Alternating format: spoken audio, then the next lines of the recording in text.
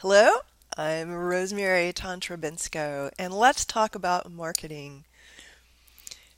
There is a wide difference between marketing literary, short story collections, chapbooks, novels, poetry, and on the other hand, genre fiction, commercial fiction.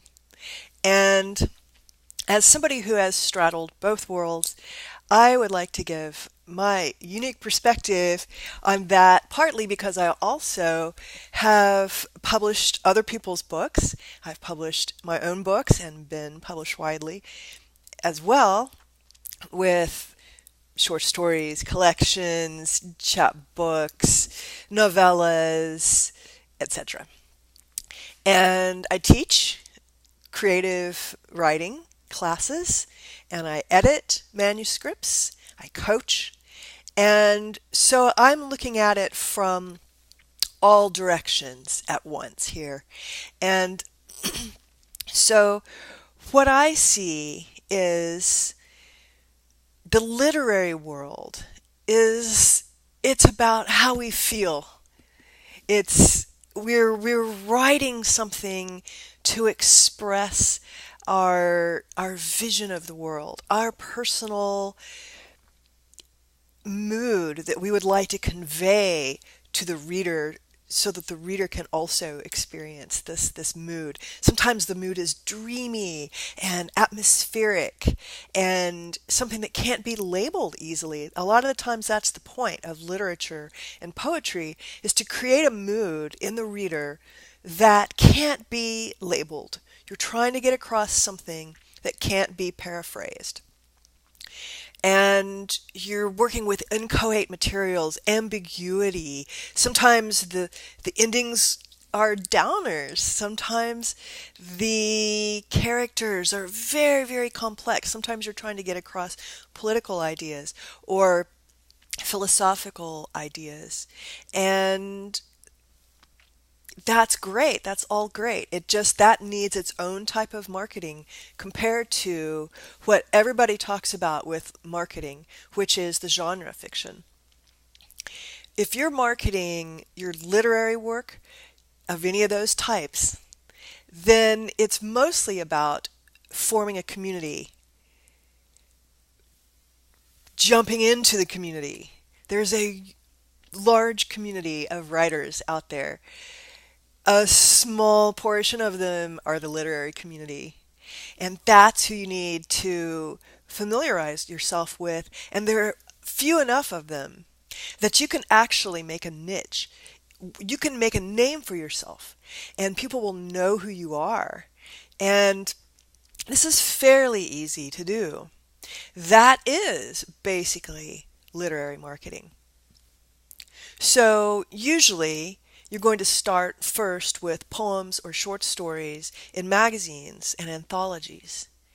And I've gotten hundreds of these published myself, to the point where eventually I just didn't really even do anything with it anymore. And I got the 10 last short stories I got published, they paid very well. I was very happy to take that $250, $350 check, but as far as posting it, it's like, yeah, this got published again. It's like, I was kind of over it. And that's because I reached a little bit of burnout because I had done this for so long and so much.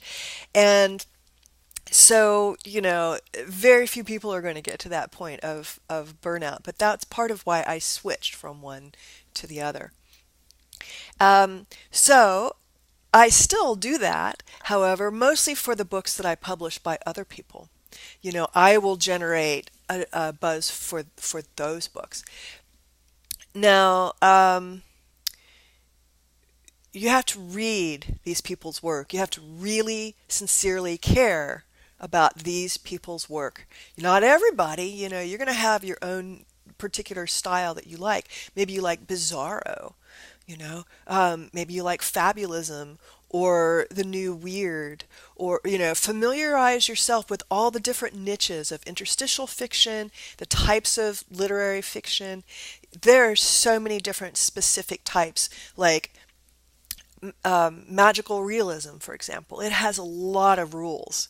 And you can't just call your work magical realism without really, really carefully learning what those rules are. But if you learn what they are, then you can become part of that community because they will respect you. They will respect the amount of time you took to keep that title of your fiction pristine and pure. And they will respect that you reviewed their books and that you put on your Facebook a link saying, hey, this person published this short story and check it out. They will remember that. They will appreciate you. Get to be their friends on all the, Goodreads, Facebook, Twitter. I find Twitter to be not very useful for literary. I feel like that's more marketing towards the genre. And even there, I'm not so sure. Because there, I feel like people share it willy-nilly, and it doesn't have the same kind of mark of the personal recommendation that you would get on something like Facebook for a literary story. So tell everybody you love this person's work, you love this person's work. If you do, you know, they're probably not going to have mailing lists. If they do, you might want to join those mailing lists.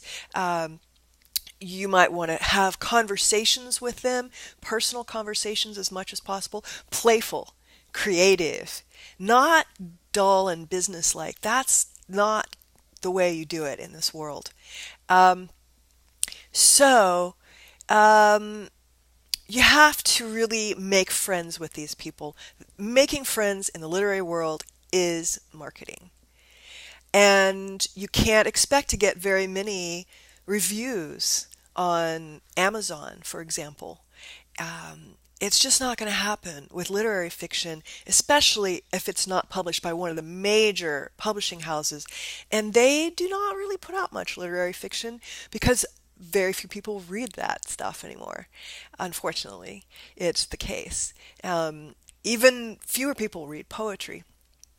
So you're not going to find a whole lot of places that offer free Kindle books, to their people who sign up for the mailing list.